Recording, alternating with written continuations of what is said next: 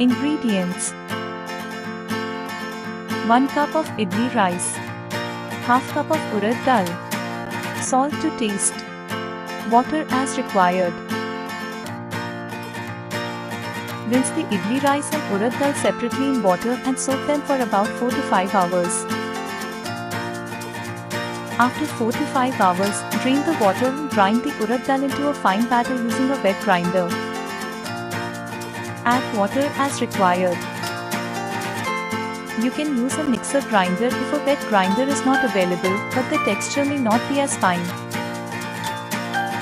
Transfer the urad dal batter into a large mixing bowl and set aside. Grind the idli rice into a fine batter using the same grinder, adding water as required. Mix the idli rice batter with the urad dal batter in the mixing bowl. Add salt to taste and mix well. Cover and let the batter ferment for 8 to 10 hours or overnight in a warm place. After the fermentation process is complete, stir the batter well. Grease the idli plates with some oil or ghee. Pour the batter into the idli plates, filling each mold to about 3/4 capacity.